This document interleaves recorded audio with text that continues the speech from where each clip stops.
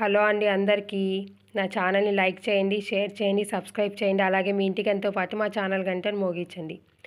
ఈరోజు small pan cakes అండి. పిల్లలకి అన్నీ ఏదైనా కానీ చిన్నవిగా కావాలి. ఇడ్లీ కూడా చిన్న ఇడ్లీ అడుగుతారు. దోసలు చిన్న చిన్నవిగా కావాలంటారు.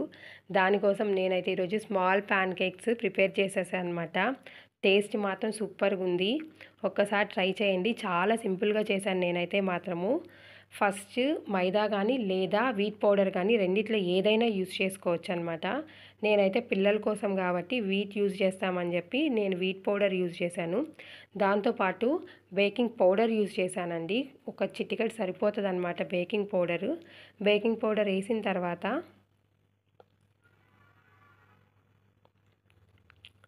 షుగర్ అండి,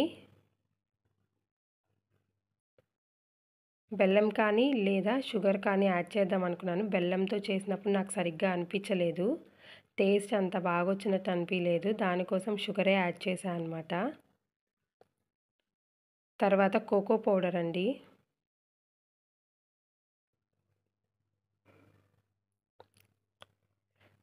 తర్వాత ఒక ఎగ్ యాడ్ చేశాను అనమాట. ఇప్పుడు ఫస్ట్ మనం షుగరే వేసాం కాబట్టి అది మెల్ట్ అయిన దాకా ఫస్ట్ బాగా మిక్స్ చేయాలన్నమాట. అన్ని పౌడర్స్ అన్నీ బాగా కలిసేటట్టుగా.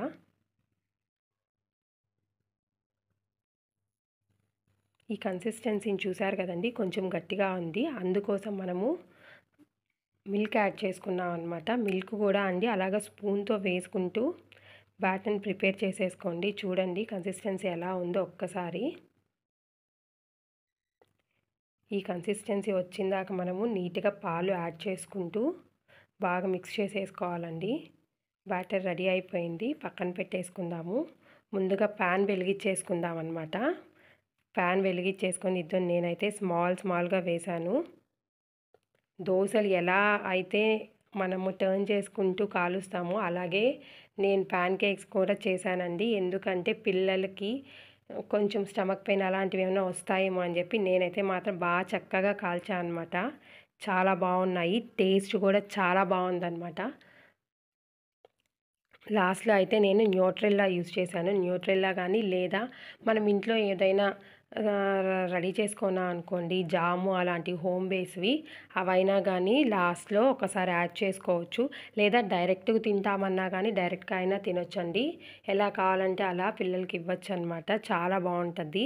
ఇది లంచ్ బాక్స్లో కూడా ఎర్లీ మార్నింగ్ లేచి మనము స్నాక్ లాగా పంపించవచ్చు. లేదా మార్నింగ్ బ్రేక్ఫాస్ట్కి కూడా ఎగ్ ఈవినింగ్ అంటే డైజెస్ట్ అవ్వదు అనుకునే వాళ్ళు మాత్రము మార్నింగ్ బ్రేక్ఫాస్ట్గా కూడా ఇలాగ ఇవ్వచ్చు. లేదా ఈవినింగ్ స్నాక్గా కూడా ఇవ్వచ్చండి. Thanks for watching this video. Thank you.